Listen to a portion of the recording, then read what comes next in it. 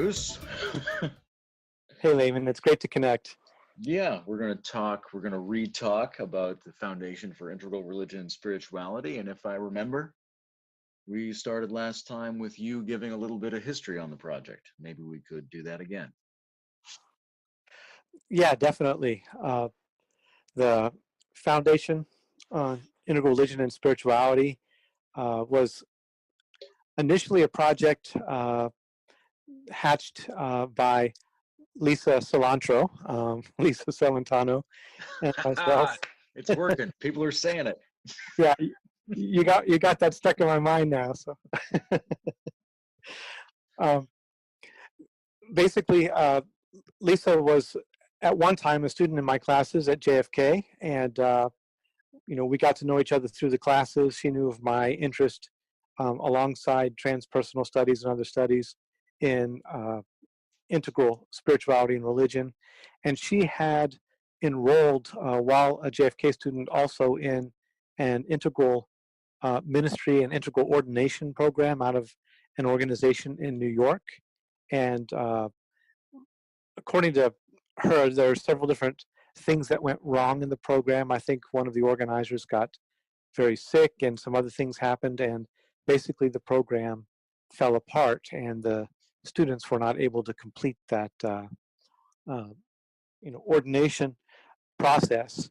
And she came to me rather frustrated by that and suggested, why don't we try to do what they were trying to do?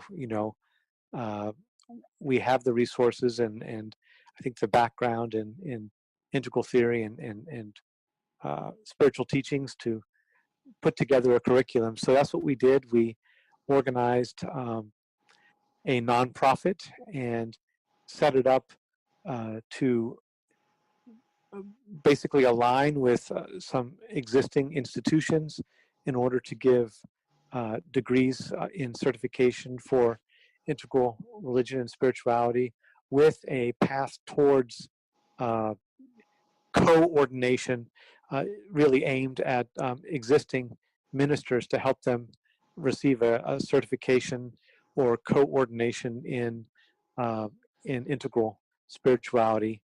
And we consulted for a time with Ken Wilbur and got his approval on our curriculum. And so that was our initial attempt. We ended up partnering with Dustin DePerna as well. And we got fairly far in the project to the point that we were about to launch our initial class, but the university that we had partnered with, we ended up coming across some things that were being expected or kind of being inserted into our program that we weren't ethically really comfortable with. So we decided to back off and put it on hold. And life being life, we all ended up going in different directions. So FERS went dormant for a while. But now I've approached you, and we're thinking about starting from the ground up with FERS again, and maybe not starting quite so ambitiously with a full-on graduate program at the outset, but doing other services that we can do for the integral community and beyond the integral community. So that's my setup for it, but we could talk in a lot more detail about what we'd like to do now, what's our emerging vision now. Yeah, I think the coordination, which is a great word, ordination projects, that kind of spiritual encouragement and verification is a great idea, but it might be, like you said, a little bit ambitious, or it requires a lot of things to be in place first. So I think we start a little smaller. I've been using this cultivate, curate, and host phrase. We can make the website a little richer and start to bring things together, have a communication and library space for people to look at material that's on the one hand in line with what we might call classic integral spirituality. On the other hand is very broad, any kind of integral or second tier thinking about religion and spirituality. We can host events. we can reward or at least symbolically encourage people we think are doing good work in this area. Essentially provide a framework and a location to bring together all this different stuff, whether it's um, traditional spirituality moving ahead in a developmental and integral way, or if it's new forms of spirituality, or if it's the slow conversion of the community into something slightly religious in a healthy way, all that stuff. Just to provide a place where we can bring that together and where we can engage in a whole bunch of experiments on behalf of FERS and just see what takes, rather than setting it up too much in advance and then seeing it fall apart down the line. Just set things up and see what's able to go on its own. Yes, that's exactly what I feel really will um, have the best chance of taking root is sending out multiple branches in different directions um, and really trying to be responsive to people's interest in alignment with our own vision for FERS. Our initial image, an image that I used to like to use when we were starting up FERS, was the many-armed goddess. And so even our mission statement in the beginning, we were envisioning FERS being involved in multiple efforts, which I think are really nicely captured by your concepts of cultivate and curate. We wanted to encourage writing and scholarship and hosting conferences or symposia or retreats. And with you, we've been discussing more recently about doing the library and emphasizing a lot of important works. I think the last time we tried to do this call, you emphasized, and I agree, that Ken Wilber would have a place in it, but our focus would not be exclusively or even primarily Wilberian, but really wanting to look more broadly at where second tier type thinking is emerging more broadly. Yeah, he's given us some great thinking tools, and obviously things like the Integral Spiritual Center are going to have a significant role or significant place for FERS. And I think especially this notion of the conveyor belt, or what I call inwardly, upwardly mobile religion, of trying to treat the existing traditions, not just grabbing them together in a big mutually stimulating basket in the kind of green pluralist model, but of encouraging developmental progression within religion. I think he's been a very clear thinker on that subject and has encouraged the notion of looking towards a futuristic sensibility on the planet that not only lets people have their traditions, but encourages those traditions to be healthy and intelligent and evolutionary, and let people within them move through to different levels of depth within those traditions. So he's been really good on that, and on a number of other things. I think of all of that stuff as like the left hand of integral religion and spirituality. Then the sort of right hand version would be, in addition to moving all of the traditions forward or encouraging them to have a health oriented developmental mutuality with each other, to also think about what kind of cultural religious spirit is being born on the planet, inside or outside of traditions. What a new shamanism would bring forth to create a new religiosity on the planet that isn't even necessarily connected with the traditions, although it could be in any form.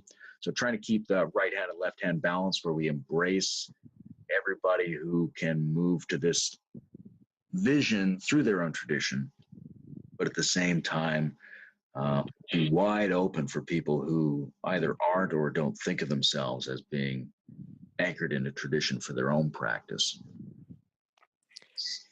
Yes, I think an integral approach to religion and spirituality would simultaneously be able to cultivate and curate both development, horizontal and vertical development within existing traditions.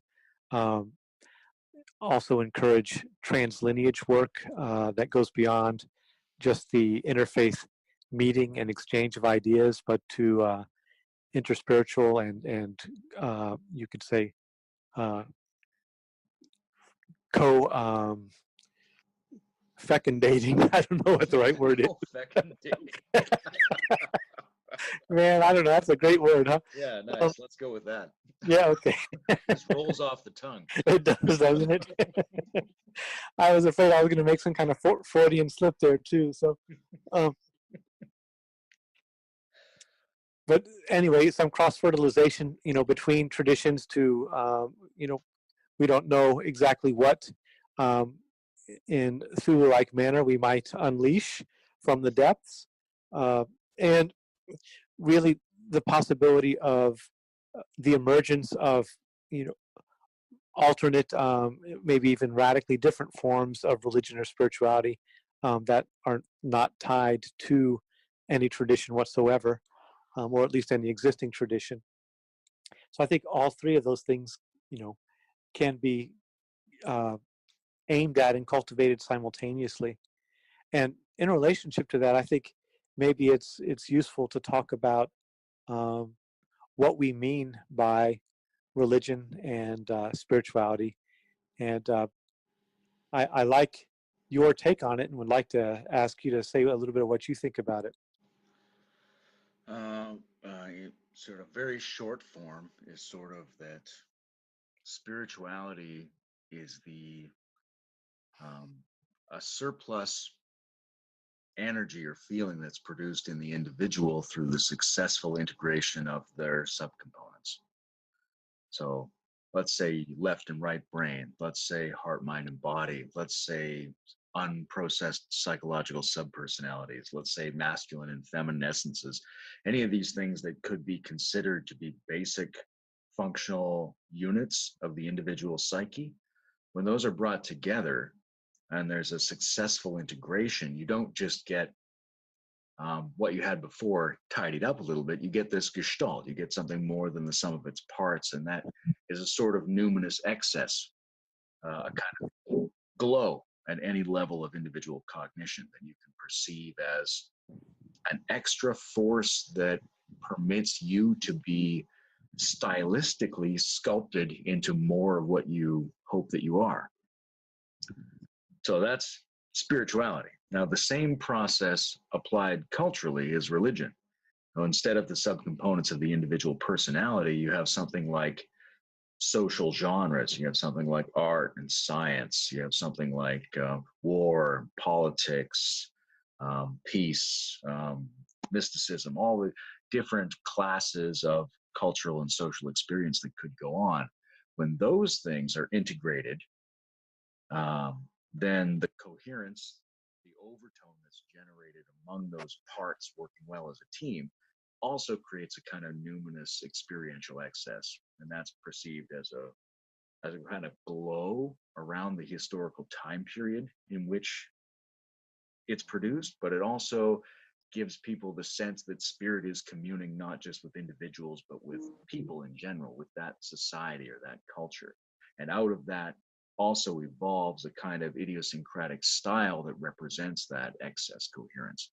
And so you get the arising of Tibetan Buddhism or the arising of Christianity out of these early social events where people are bringing a whole bunch of different areas of their social life together as human beings and mixing them, blending them, and establishing something harmonious. And it gives it this tremendous, this extra cultural energy that we then, that echoes through the centuries for us.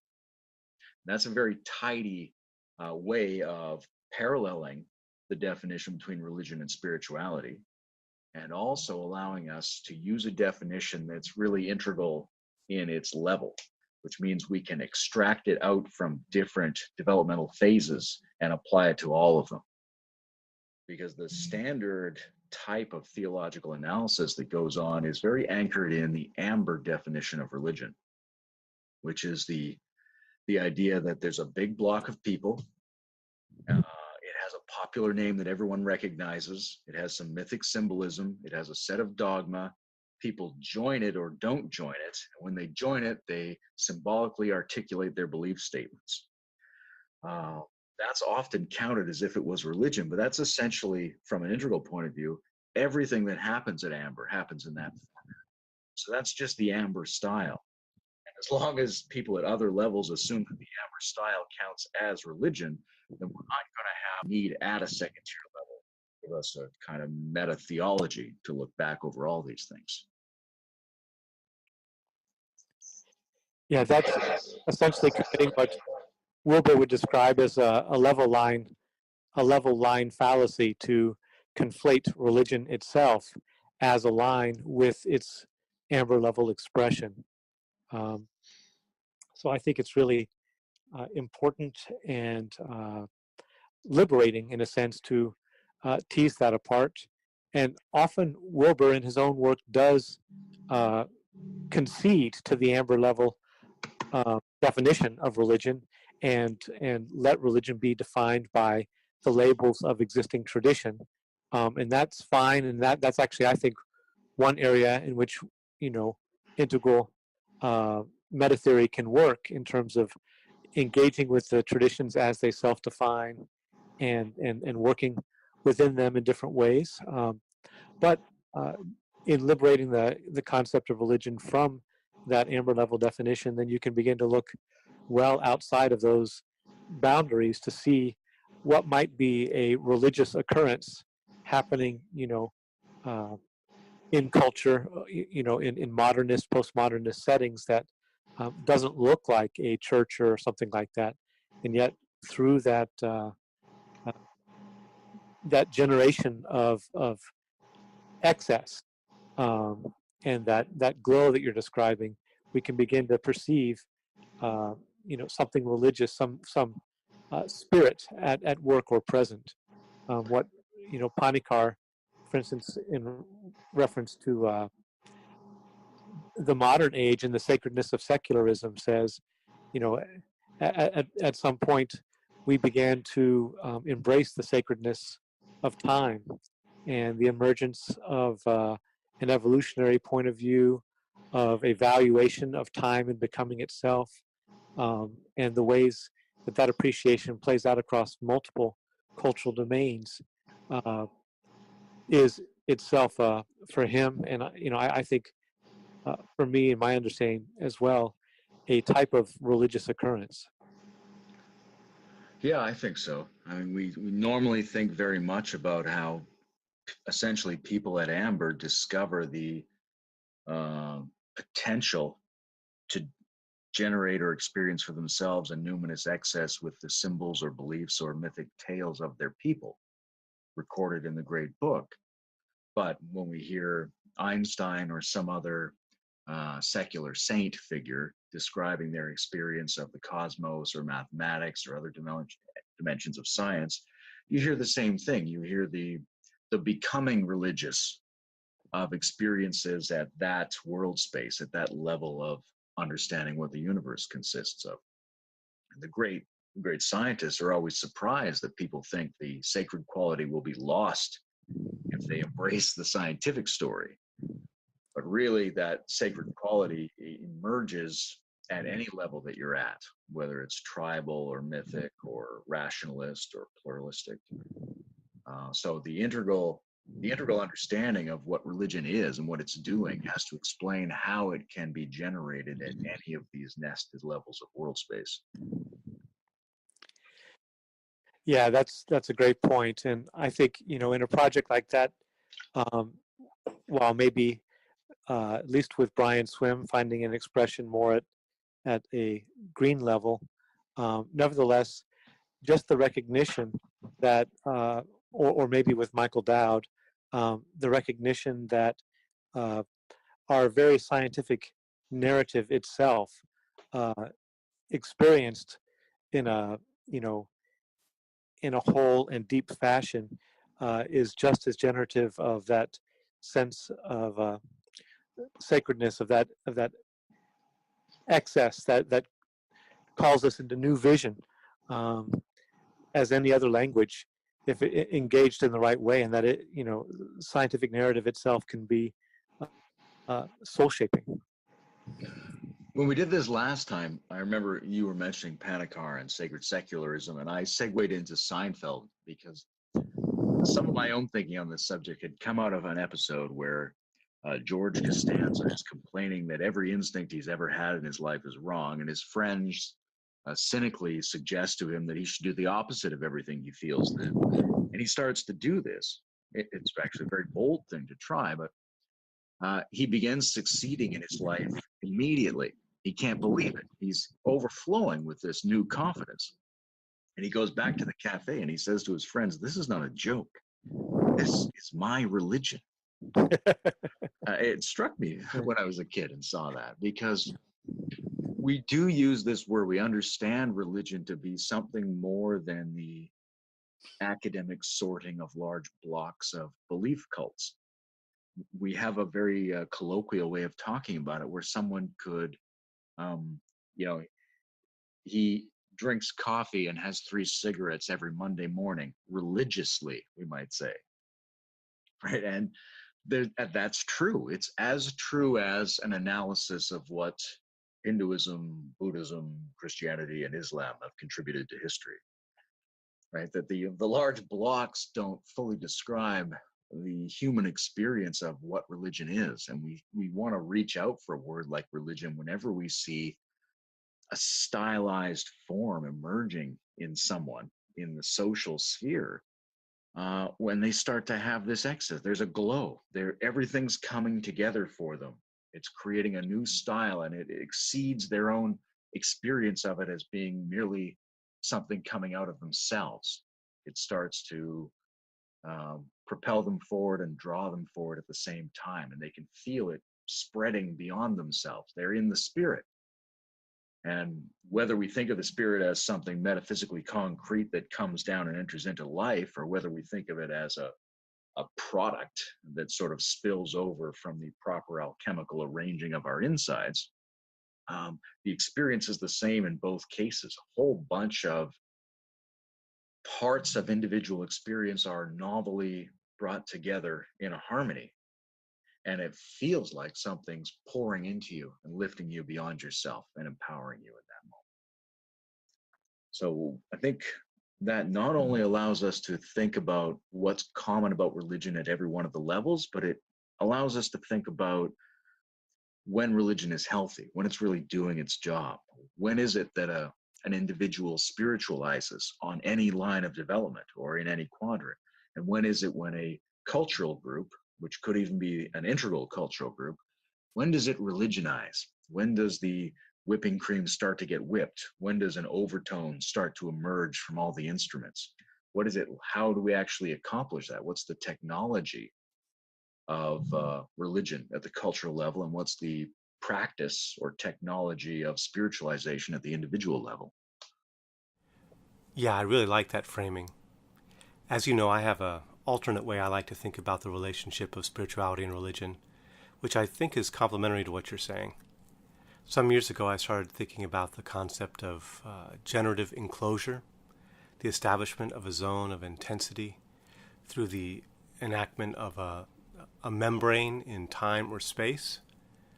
On the individual level, through like practice routines, ritual behaviors, ascetic retreats, we create the conditions for the amplification of experience, the generation of zones of intensity which push us far from equilibrium and allow for the disclosure of new patterns or ways of being. That's spirituality, the creation of a generative enclosure on the individual level. And collectively, through social forms of establishing structure and building coherence, the different ways we have of gathering together, harnessing our energies and creativity into spheres of mutual influence and co-inspiration, through tradition, art, discourse, games, rituals, contemplative communities, etc. The enactment of generative enclosures intersubjectively or interobjectively is what I would call religion. In both of these domains, the individual or collective establishment of generative enclosures, there's a focus on practicing. which I associate also with Sloterdijk and his notion of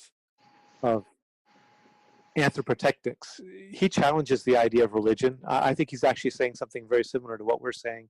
He wants to dispense with religion as long as it's defined in the limited way that we've been saying, the amber level way, and instead look at human beings as ascetic beings, as practicing beings, responding to a vertical tension in which our own doing is our constant delightful self-making, and in that repetition, in that practice, birthing new iterations of ourselves and new possibilities.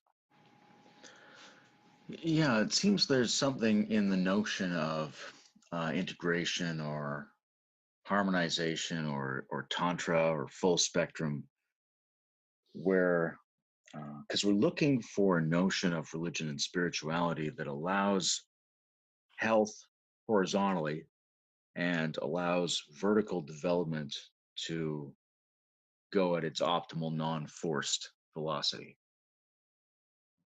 And I think that the notion of bringing things together in our experience, whether it's male and female, whether it's heart, mind, and body, whether it's novelty and repetition in practices, this whole notion of how many of our different energies and experiences we can weave together into a coherent pattern allows us to be horizontally healthy, because it's that weaving together that embeds us with other people and with our environment and with our life situations. But it also allows us the opportunity to vertically develop using the surplus, but we don't have to. So I think that what we essentially want is a notion of integrative religion and spirituality that allows us to advocate that people both be healthy at the level they're at and try to go beyond their level to the next level as quickly as possible, but without this idea that the moral and ethical imperative is just for them to develop vertically as fast as possible. And this allows us to both critique and embrace all of the traditions. I think that's a good point, and that last caveat I really agree with, because I think there's something um, in the way that Andrew Cohen approached his evolutionary enlightenment project, which, on the one hand, embraces that in a good way in terms of honoring becoming and on maintaining that vertical tension that allows for, I think, always for that window to be open for the emergence of the new, to keep uh, from my TSK perspective, I would say to keep in the posture of the future infinitive, to allow the the un the unformed future to inform, what's manifest now. And yet also, I found in Cohen's teachings, there's almost a relentless focus on becoming more, to the point that there's an urgency that seemed to me to neglect uh, that simultaneous relaxation and openness that allows for the horizontal expansion and flourishing. So I really appreciate your making that distinction there. I think it's essential. Yeah, and I think that that's one of the things FERS can keep its eye on. We talk about Andrew Cohen, or we talk about any number of other reasonably prominent, integral oriented religious figures. Nobody's ever going to be perfect except in moments. Sometimes people are going to be too much oriented on masculine driving of the whole procedure forward, and in a way where they lack a focus on femininity, humanity, humor, things like that. On the other hand, people are going to be too all embracing and not um, tuned in enough to that developmental pressure that allows things to go forward into something amazing and new. So because that's never going to just automatically perfectly happen with people or systems, there has to be a group of people who look at that situation and go, ah, it's a little too far to the left. Ah, that's a little too far to the right. You know, a course correcting critical mechanism. And that's one of the things FERS could look forward to providing, that kind of feedback into those systems. Yeah, sort of an integral inquisition. Yeah. Nice. I like that. I can get into that. I think it would be a little fun to say something more about the idea of FERS awards, but also my personal interests in integral religion and spirituality, IRS ideas, run around integral theism and second tier shamanism, and those might be a couple areas to hit as well. Yeah, definitely. I think we did talk a little bit about integral theism last time that we didn't cover this time. And I was also thinking it would be nice to say a little bit more concretely, what we're envisioning about some of the different roles of FERS. So, yeah, we could maybe touch on all that. That sounds good to me. Yeah, you've shared the website with me, and I look at it there, and it's got a lot of potential, and it's got a lot of aesthetics, and I think where we should be going is sort of filling it up with functions, and then trying to make it look good afterwards. I think we should use that space to link together a bunch of different reading material and a bunch of different audio and video material, both in terms of people who are out there doing good work and also people who we know who might be on the inside, but we want to see some of their work as well. And going from there into things like hosting events in the community, which leans toward my definition of religion as a sort of higher cultivation of cultural reality. And this humorous thing I like to think about in terms of the awards, of simply establishing FERS, but also reinforcing the idea that there's an integral approach to religion and spirituality by giving out an annual award, even if it's purely nominal and symbolic to begin with, that to somebody, to let them know and to let the community know that their feelings about who is driving integral level religion and spirituality forward, that's being acknowledged. And then conversely, the even funnier version of having a Razzie of critiquing somebody for being the worst at accomplishing that task. And 1 year it could be a real award, like it could have something to really give, but at the beginning it would be symbolic.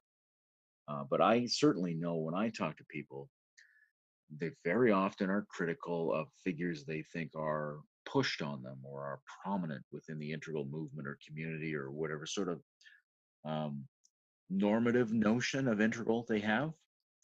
They try to defend themselves from that and from some of those figures. But after a while, when you talk to them, they will stop and say, you know who I really like, or something like that, you Right. mentioned Michael Dowd. There are a number of people like that who, once you've brushed away your concerns, you figure out who you really think is resonating with the depth and vibrancy of spiritual thinking and religious thinking that you're hoping for. And if we could gather that information, in a very simple way and annually turn it into a group evaluation of who's doing it, I think that would be good for everyone.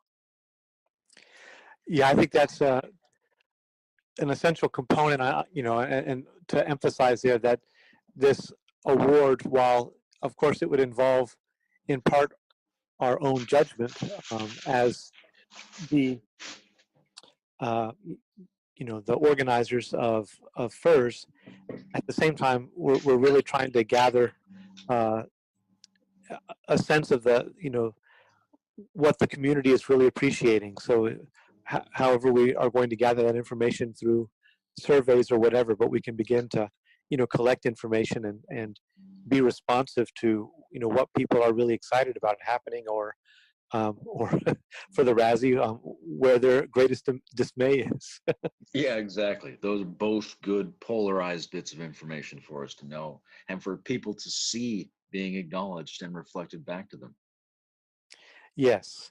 Yeah, and I think it can be constructive both, sometimes people who are writing in that area and may feel, sometimes you write something, you put it out there, and it's kind of lost. You're not quite sure what the reception is. So it can be very encouraging to somebody who is producing, meaningful and valuable integral content, who may not really have a good self-sense of what their uh, impact on the community is, or where what their standing is, what's being valued as their contribution. So that's, I think, one way to help people get feedback on the value of what they're doing, and also, of course, uh, for the community to give a loving, playfully framed raspberry for efforts that need to be a little bit improved. Yeah, exactly. And there would be that raspberry would go to people who are within the spectrum of people who are trying to make a reality for integral religion and spirituality. So it's not a real denigration. It's a chiding and a form of humor based on somebody who is still included. I mean, I've said before, it'd be hilarious to give it to Wilbur the first year. Uh, just the fact that we laugh to think about it, I think, makes that a good idea. Yeah, right. But it's not, it's not a harsh judgment. It reflects a sensibility in the community, for good or ill. Right, right. Yeah, no, I think it's a fun idea, and I really want to experiment with that and play with that. And I think we need to come up with actually a fun way to present the award too. Yeah, yeah. So that's a good idea. I like it, and well, I think the FERS website, both its presence on Facebook and our independently standing uh, integralreligion.org website, those can both be locations where some of that information begins to be gathered. What else did we mention? Integral theism. Yeah, we did talk a bit about that last time. Um, and that's a very fascinating topic. I think I said last time too, we should.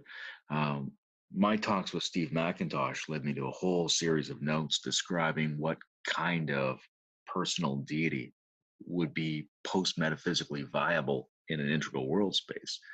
And there are some web pages somewhere that have all those notes on them. That might be a good resource to link in.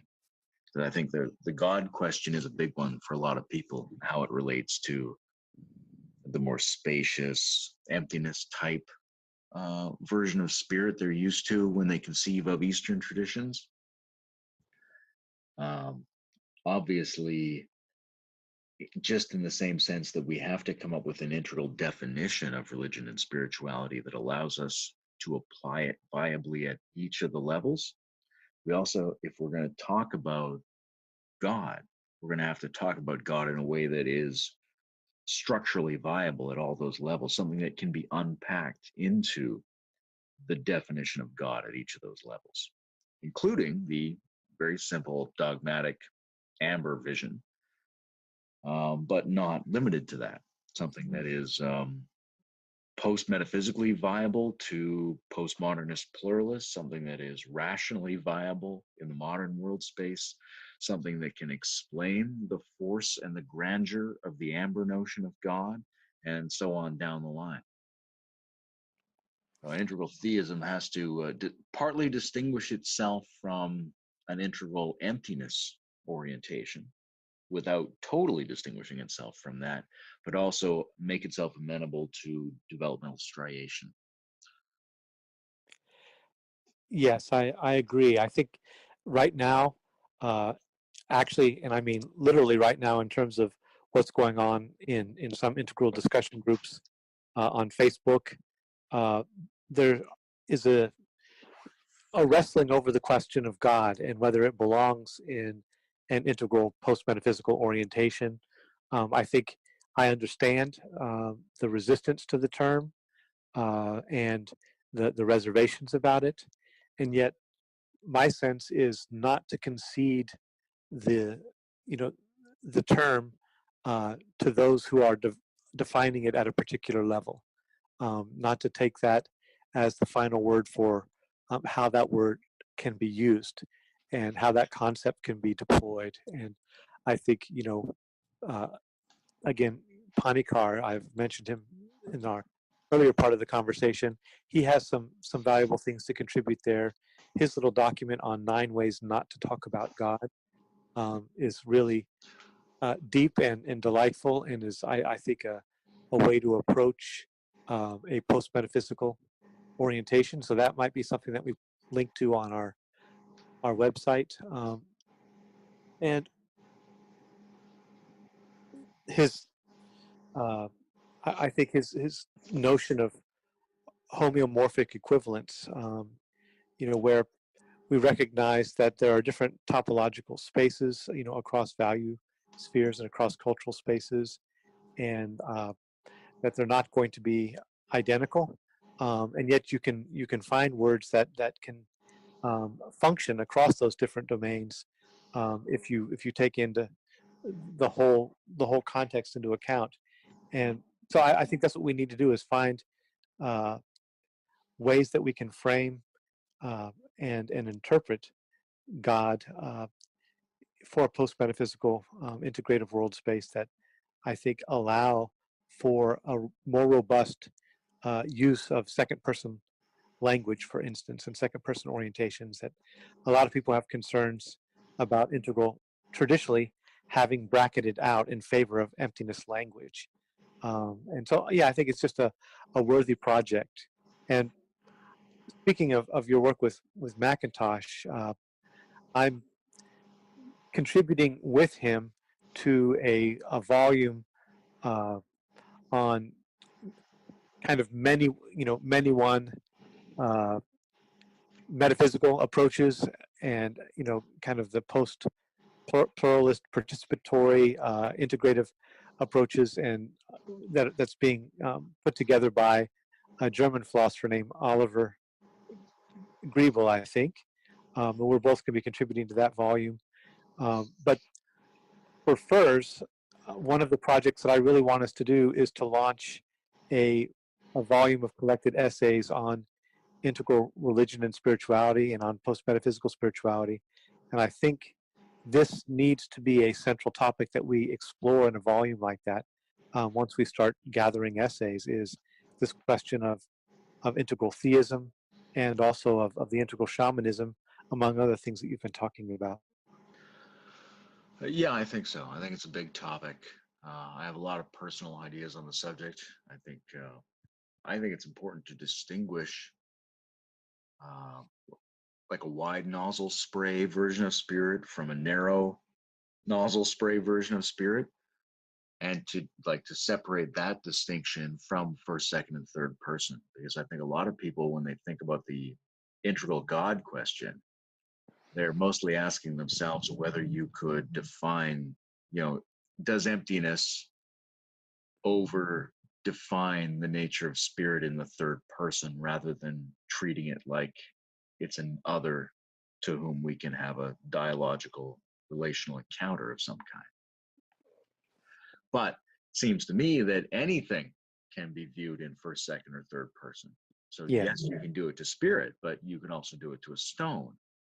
And that the distinction about what God is, sort of in my own thinking, is something that could be viewed in first, second, or third person. That it's a mode of spirit, in particular the nexus of the numinous surplus coherence that feeds back into the personhood of the individual and gives them a sense of mission. I think that's a structure in third person. It's also a way of speaking to the divine person in the second person. I also think you could commune in a person to person way with emptiness, and that wouldn't quite be the same as what people mean by God in the positive or negative sense. In the negative sense, we say, why do we need this word God when it's driven all these poor amber level mythic fools to such horrendous acts of violence against their neighbors. But in a way, the very thing they're complaining about is the sense that those people, given their personal situation and their world space and their values, felt that spirit bubbled over from an apex into themselves personally and inflamed them with a sense of a task or a mission in the world. And that's something we don't necessarily look to emptiness to provide for us. So I think there is this separate distinction between God and emptiness as two faces of spirit from the more traditional first, second, and third person integral distinction, which is also important for prayers to deal with. Yes, I think that's an interesting question, and maybe not one we can really unpack in this call. But I'm getting too deep, too fast. yeah, yeah. No, I was just thinking about people's understandable caution about a sense of mission that's driven by an absolute that blinds them to relative level concerns in a way that ends up wreaking havoc. And so I think that's a legitimate concern, and yet I think it doesn't negate the value of um, that reality or that mode of spirit, or however you want to define it, that um, as that aspect of reality which is in some sense empowering, but which maybe doesn't need to enfold into it um, at an integral level a the rigid sense of absolutism and idealism that proves to be so destructive at earlier stages. Yeah, if we think of absolutism as a natural stylistic accompaniment of particular levels of development, then there's no reason those processes would be assumed to be absolutistic at more relativistic levels. Right, that shift from absolutism to relativism and more integration, that's what we're looking at. But this, whatever the God structure is, even if it's a thing that gives you a sense of zealous mission in the world, it's going to be proportional to your health and to the type of world you're perceiving. It's only going to be dogmatic for dogmatists. Right. And they have to have a place too.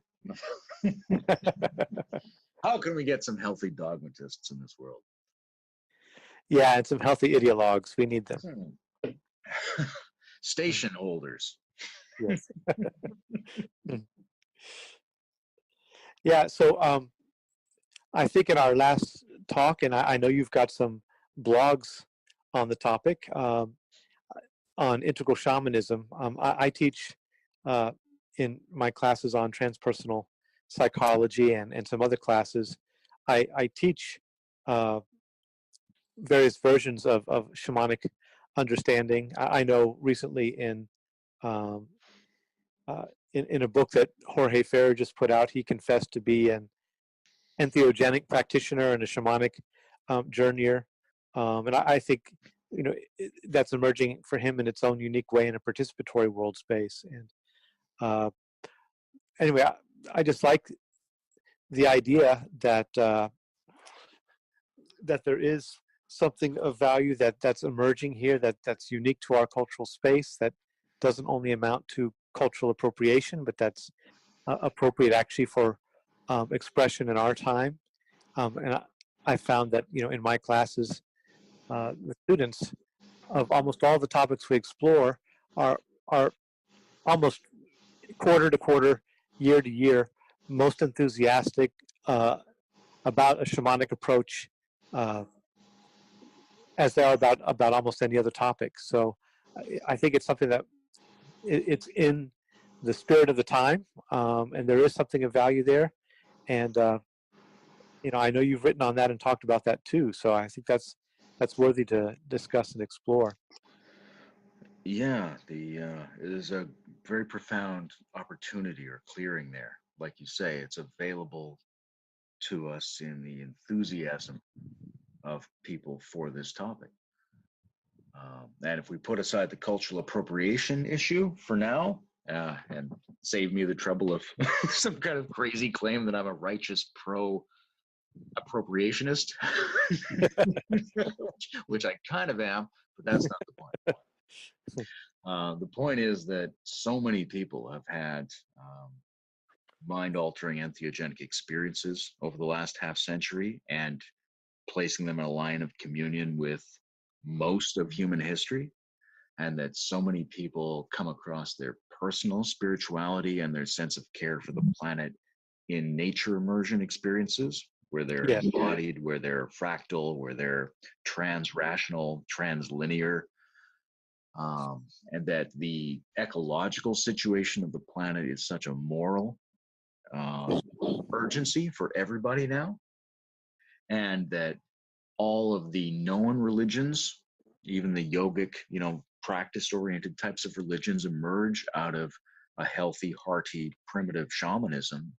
And so we would expect that any new kinds of traditions, especially if there was going to be a cosmic, planetary, integrative level religious emergence to go alongside the increasing depth and evolution of the religious traditions, then this additional meta lineage would have to take its stand in primal shamanic work, just like all the lineages and traditions come out of primal shamanic work, which puts the individual and their neurochemistry and their feelings and their psychology in an embodied relationship with their community and their environment, and offers them first, second, and third person experiences of everything around them, and makes the world a technology of the numinous, but in a very experimentalist way.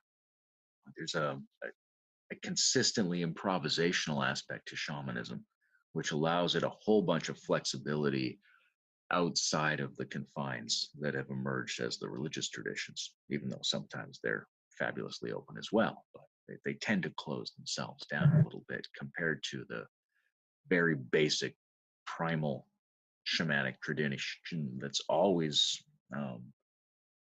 open to an anarchic coherence derived from strange experiences, derived from drugs, derived from the surprises of the deep forest, derived from dreams, things like that.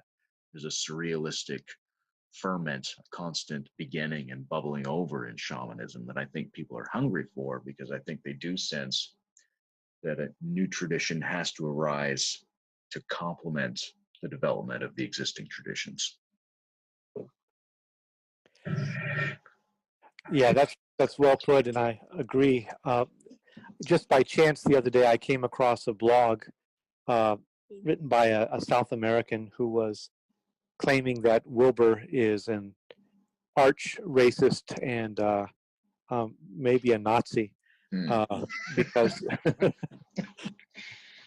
because he classifies tribal and shamanic traditions apparently at red, and therefore basically robs them of any dignity in the modern world. And, There's a bit of a narrow pre-trans fallacy there. exactly. But, Yeah. So, I think people do feel that that aspect of religion and spirituality hasn't gotten its full play in Wilbur, or that it's an area they want to see grow and move forward. That the what McKenna called the archaic revival has been very strong in green and in emergent second tier thinking, and for a very good reason. I'm sure that we sense that regeneration of the traditions is absolutely necessary now. yeah, I think so, and I think that's one of the reasons I brought up that blog entry is basically to counter that idea, which I actually encounter among students too. Students um, first getting introduced to spiral dynamics are taken aback and a little bit offended often by the what seeming implication that uh, you know shamanic culture is necessarily regressive, and I think we want to again counter that narrow interpretation and really show the potential for a deep, broad, integral appreciation for and engagement with a shamanic sensibility that can span multiple forms of expression across the stages. One of the things Wilbur has been amazing at is providing a strange critical voice against some of the naturalistic religious emergences of the last 50 years. He has a way of rationalizing the biosphere as smaller than humanity, right? Rather than there's an individual, and bigger than the individual is the human community, and bigger than the human community is nature on the planet. The physical size wise, that's true. But on the Wilberian scale, where you place the social next to the individual, then the biosphere could be placed beside a single cell. And that whole level is then less than an organism. And the organism is less than an organism with a mind. So the noosphere is much bigger than the biosphere. Humanity, in a way, is larger than nature. And that can be off-putting to people because it rankles the sense of the future potential of the sacredness of nature that we have. But really what we're looking forward to is nature plus, not primitive nature. And that's where Wilber comes in useful with that critique, because you do want to be aware of the need to cut the pre-trans fallacy in half, get a sense of what is progressive and what is regressive, and to be able to tease that apart out of any phenomenon. So sometimes when we're talking about shamanism or we're talking about nature or the biosphere, we're talking about noosphere, biosphere plus. And that's essentially what the shaman is doing. The shaman is talking about the mind of nature, about his or her own mind in the mind of nature, drawing forward to some kind of timeless omega that's regenerating nature in more directions than we can possibly conceive. That's not just nature worship. That's not just regressive. That's not less. That's more. But there is a way of talking about it that gets you on the less track. In the same sense, there's a way of talking about the web of life that's absolutely sterile and devoid of subjectivity and intersubjectivity. And these kinds of critiques, Wilber's been very good at bringing forward, and they're often some of the least understood parts of his claim, since the notion of development is the easiest one to set people off on, positively or negatively. But these other things, I think, offer us a way of separating old school shamanism from an emerging future shamanism. And that's what we'd like to do, is understand and validate inherited shamanic traditions, but distinguish those functionally from an emerging, very open-ended, planetary, human or transhuman scale of new shamanism, which would have to explain and take over everything that functionally works. All the living wisdom of the past has to go forward with us. But the space into which we're moving is huge and strange compared to culturally bound or ethnically bound shamanism. Okay, what else?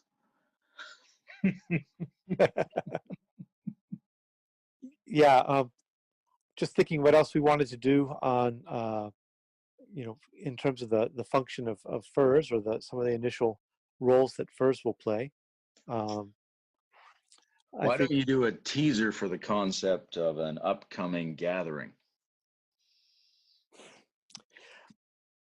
Definitely, that's something that's in the works right now, that we're discussing it with a few people and actually looking at some venues, checking the prices for that. We want it to be, affordable for people, but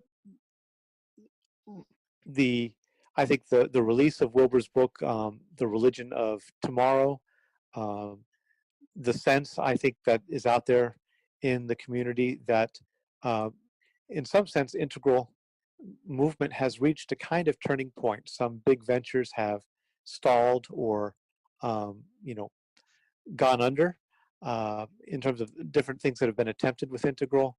There's a sense of, I think, at least among people that I talk to, of wanting to start again or start afresh, in a sense, allow for the emergence of some new voices within the integral community. Some of the beginning again trends that are happening in terms of, like, Andrew Cohen coming back from his stepping down. Yes. Yeah, right. Right. So there are a number of different things that are going together that, in terms of envisioning what's next. Uh, I think those are important veins to tap into.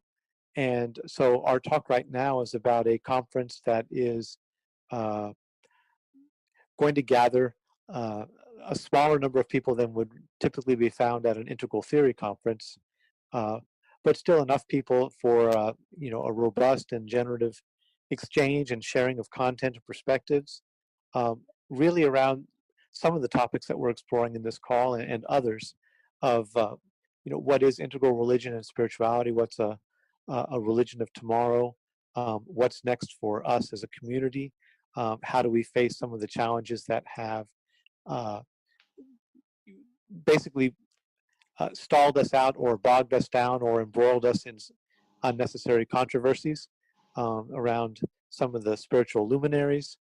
So those are just a number of threads that are there that I think are crossing to a degree that are worth tapping and exploring in a communal setting. So we're aiming for something like that, possibly next year. Reemergence. Exactly. Yes. Yeah, I Yeah. think that if religion is conceived as a kind of surplus coherence culturally, then that explains why furs can be a great context for community gathering and the attempt to blend or harmonize or call something out of the community. And at the same time, the notion of reinvigorating, reemergence, I mean, that is a classic religious topic, the revival, essentially. Yes. It's always phrased as a revival, but it's always something new. Yeah, it's at once both the new and the resurrection of the old, um, maybe in an unrecognizable body. This is an interesting topic for furs, because so much of religion and of intuitive human experience feels like it's getting back to something.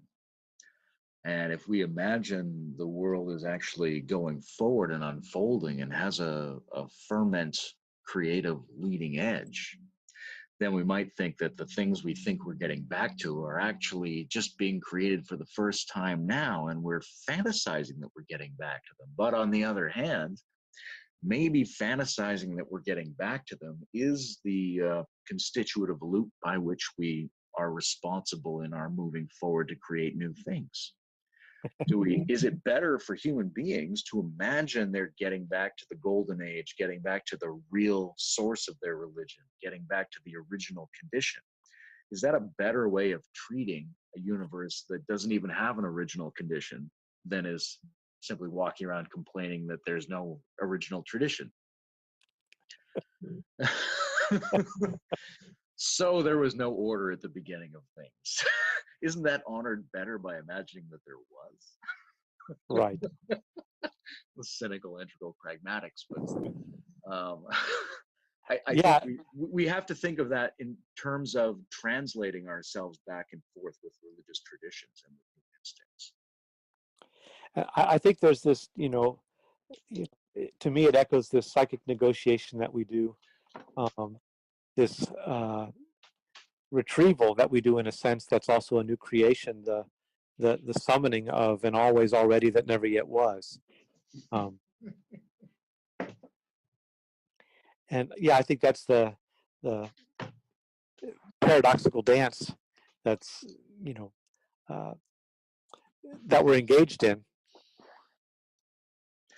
You and I both deal with a lot of people and with a lot of thought systems in ourselves that are post-metaphysical in orientation. And post-metaphysical doesn't necessarily mean anti-metaphysical, but Right.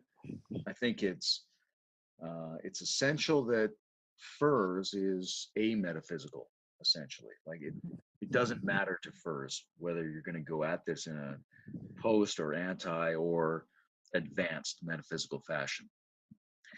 And there's a lot of complicated discussions about whether you can even have a system of thought without an inherent metaphysics in it. Is anti-metaphysics metaphysical?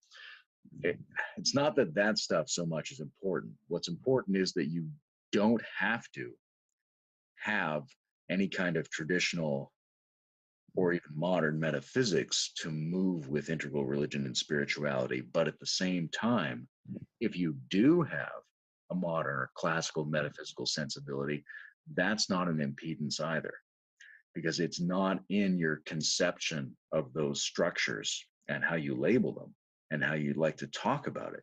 That's not where the active structures are. That it can go absolutely either way. You can have God or emptiness. You could have metaphysics or no metaphysics or post metaphysics. From the integral developmental perspective, that all can potentially work. You don't have to throw anybody out on the basis of those things. It's just what is the evolutionary and the healthy version of those. That's what we have to find out. Yes, I like that. And, with my own experiments in running a forum on integral post-metaphysical spirituality, that's really a kind of uh, unfolding that's happened for me over the last few years, 10 years, maybe more, in exploring just what's involved in a post-metaphysical spirituality is this this Mobius kind of flipping back to, um, kind of the inseparability of ametaphysics, post-metaphysics, and metaphysics, and a delight in flipping in between those, as context demands, and to cultivate that kind of sense, flexible sensibility, I think is part of the creative art that our time is calling for. You're very good at picking up terms and concepts used in discussion and then using them yourself soon afterwards. I notice that you grab words that I use and use them quite well, feeding back to me. And there's a few people I know who have this same skill, and I always really appreciate it. It's something I do sometimes. It's something I liked about my mother, is that she would always grab words and then just go for it, just use them. And I think a lot of people I'm just thinking about ametaphysical. I used it a minute ago, then you used it. It's a very interesting way of respecting the other person and getting on the same wavelength as they are. And I think a lot of people are intellectually hesitant to pick up a word and feel like they know how to use it. I think that holds a lot of people back from discussion.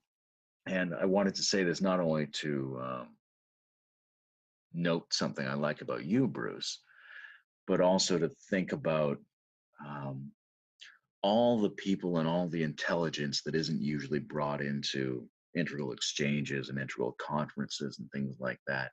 Not just who's smart that doesn't happen to be academic, but who's out there that we aren't hearing from, who's in the community that has this depth or vision or sensibility that speaks differently, doesn't get heard, tends not to go to conferences, or hesitates before using a word, hesitates before proposing their ideas. But maybe those are the ideas we need. There are more voices with more power and depth in the community than the types of conferences we've had in the past have been able to bring forth.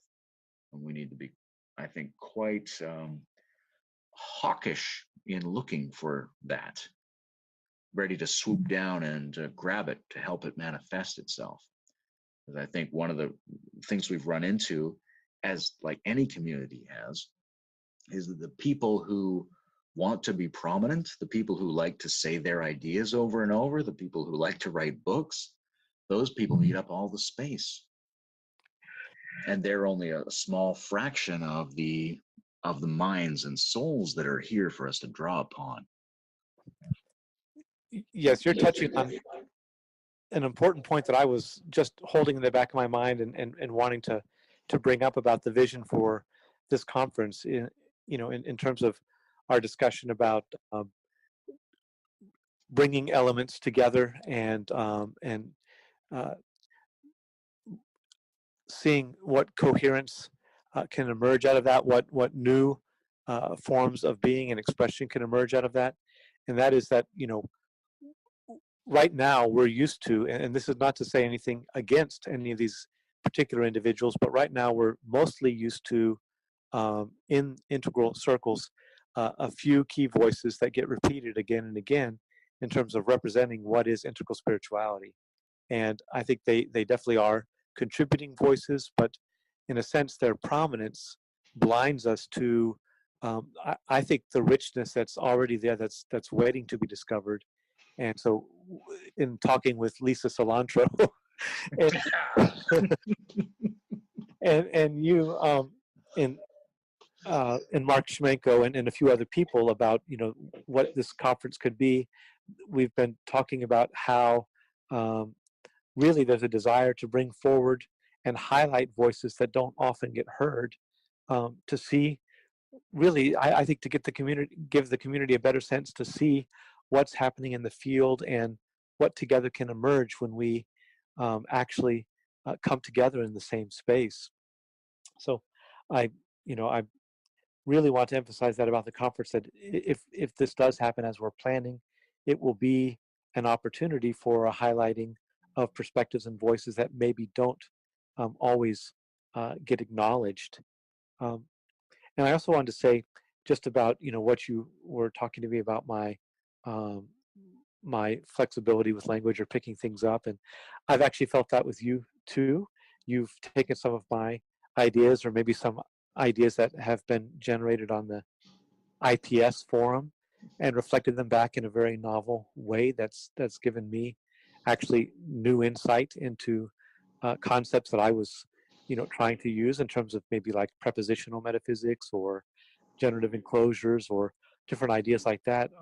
Just, I think, if we're doing any kind of uh, translineage, and you know parametaphysical kind of discussion or exchange, to be able to play with those boundaries and those concepts, and to feed them back to each other, there's only going to be growth there. Yeah, I'm glad you said that. One of the reasons I mentioned it was that I thought the only thing the way we ended it last time could have used would be a sort of return of the personal at the end of the interview, trying to balance out the quadrants in a sense, because we've talked a lot about systems, we've talked a lot about the things going on, and to bring it back to our immediate experience of ourselves and each other is probably a nice way to rebalance it at the end. Well, if we're doing that, I want to here say, it comes. Tell me how great I am. Exactly. Yeah. Yeah. I don't know if you probably don't know this, but Mark Schmenko, who some people listening to this will know, other people it will be a random name, but some people listening to this will know Mark Schmenko in the integral community. I got him a job at my company for a while, and we used to have lunches together. And I used to tell him about this strange character named Layman Pascal, tell him he's got to get to know him. And we used to speculate about who you were. But anyway, I've always respected, your presence. And for me, what in meeting you personally, the coherence between your online expression and your impersonal embodiment and expression of your own thinking and your own ideas, that impressed me. And the way that you, I think, are living your vision in the different ways that you're engaging in your local community, is really wonderful. People may be reading some of your texts, like "What the fuck is meta theory?" or some of those other things. They can be dense and abstract, and kind of a almost koanish to get through some of it. Um, and maybe I know some people who've had a passing encounter with your work, and they don't really get what's going on from my point of view and what you're doing, in terms of the way that you are actually embodying it and how you live, and the kind of experiments that you do in your community with interfaith encounters and yoga and meditation teachings and art and other experiments, that I think, that's one reason why I really wanted to look to you as a partner for what FERS is doing, is not only your adroitness in expressing your ideas, but actually how you're making them manifest in your life. So I think, we need that in any kind of project that's seeking to reach out and impact the community. Um, as Bhaskar would say, a seriousness to the philosophy, meaning a reflexivity to the philosophy, meaning a living of the philosophy. That's a lovely thing to hear, Bruce. Thank you. It means a lot coming from somebody I like and respect so much. Yeah, And well, sure. I think we're probably well positioned to take on this FERS project because we're both capable of being extremely abstract and intellectually voracious, but also letting that go and being idiosyncratically open personally and interpersonally on a bunch of different energy channels and being decently respected in the community, being able to hold somewhat prominent positions without really becoming uh, the biggest sort of book names that represent a hypothetical integral establishment.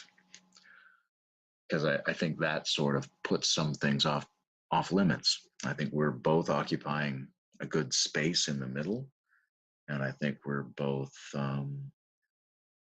humorous enough and politic enough at the same time to be able to facilitate a wide variety of exchanges of intelligence and energy, which is what a project like FERS requires going forward.